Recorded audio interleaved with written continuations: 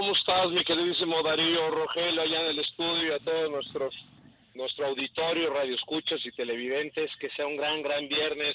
Y fíjate que muy contento porque ahorita en una de tus entrevistas, la penúltima, me trajiste muy bellos recuerdos con lo de Danesa 33. Porque fue toda una época para los que crecimos por ahí de la década de los 70s.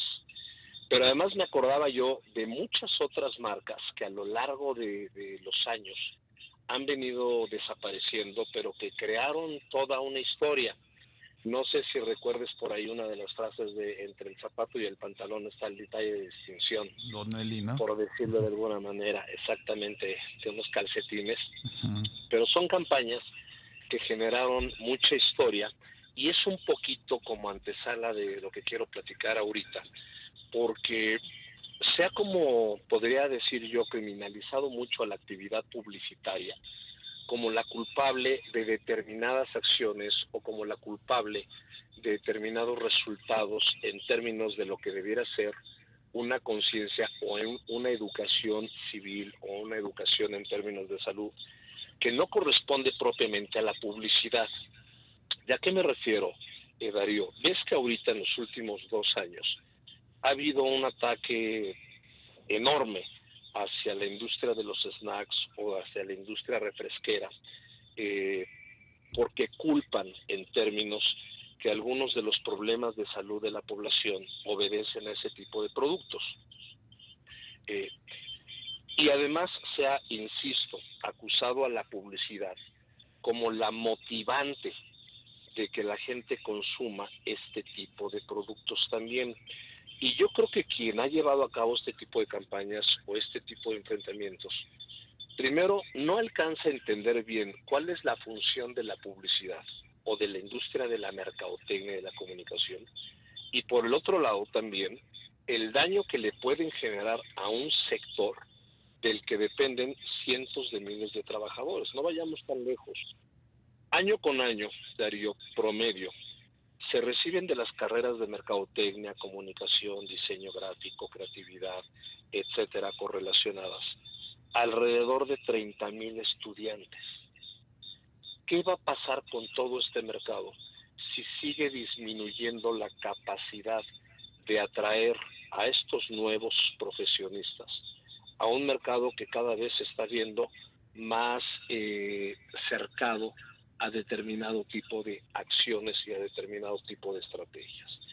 Y quiero poner un par de ejemplos para dejar claro que no es la publicidad, que no es el sector comunicación, en donde están agencias de publicidad, agencias de relaciones públicas, agencias de promotoría, medios de comunicación que son fundamentales en todo esto.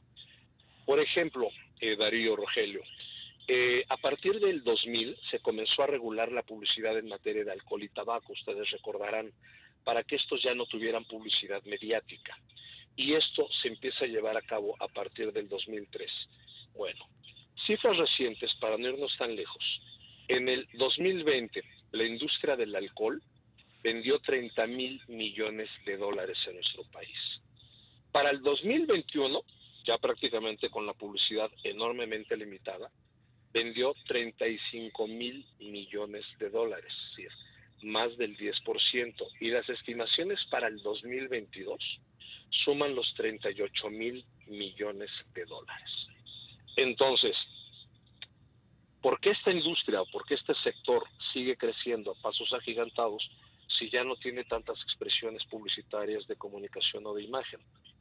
Insisto, porque la parte de cultura de consumo no depende de la publicidad. No pueden seguir golpeando al sector comunicación como si fuera el culpable.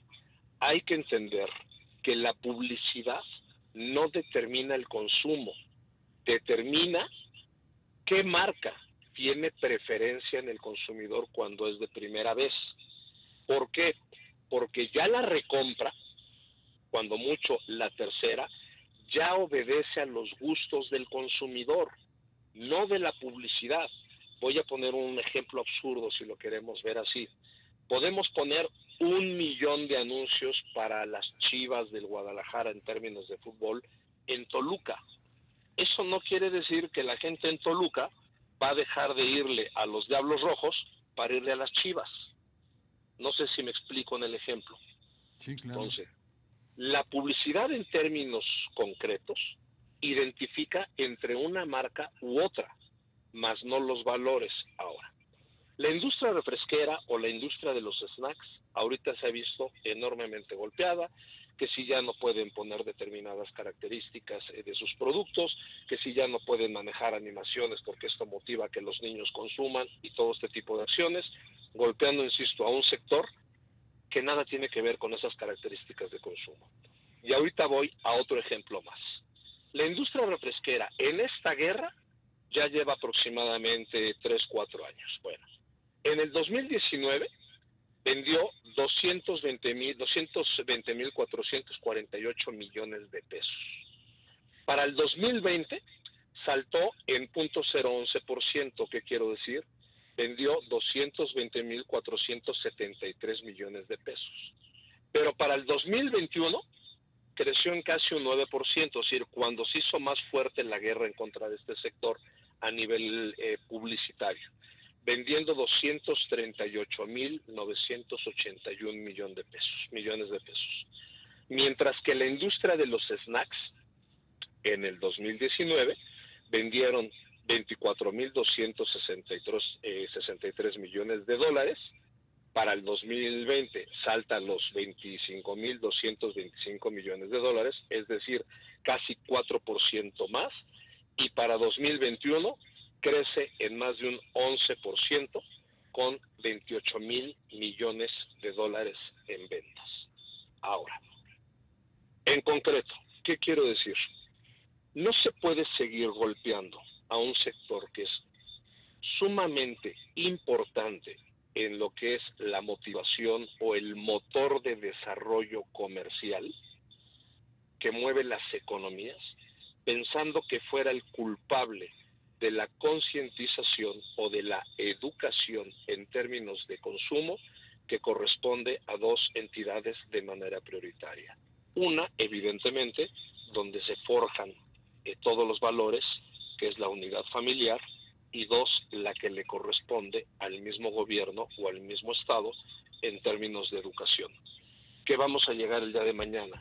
Que tampoco la gente pueda consumir una torta de tamal con un con un atole, o que tampoco pueda consumir unas tortas, unos tacos, unas tostadas, etcétera, porque prácticamente es la base de la alimentación. En otros países, ya para terminar, ¿qué es lo que se ha venido haciendo? En vez de atacar a los sectores productivos y al sector comunicación, se hace una alianza con el Estado, de tal manera que se lleven a cabo campañas de carácter cultural y educativo, donde se promueva la buena y sana alimentación, en donde se promueva el ejercicio y en donde se promueva también que estas mismas empresas desarrollen nuevos mecanismos para que sus productos tengan valores nutricionales. Insisto, y dejar de atacar a quien no tiene la culpa y evidentemente tampoco a los sectores productivos de los que depende gran parte de la economía nacional. Bien. Hasta ahí mi comentario. Pues como siempre muy puntual, Gary Bermúdez, El Poder de la Imagen. Muchas gracias por la colaboración. Que tengas bonito fin de semana. Igualmente a ustedes y a todo nuestro auditorio. Igualmente al auditorio y para ti, Rogelio. Sí, se acabó el tiempo. Fin de semana. Gracias.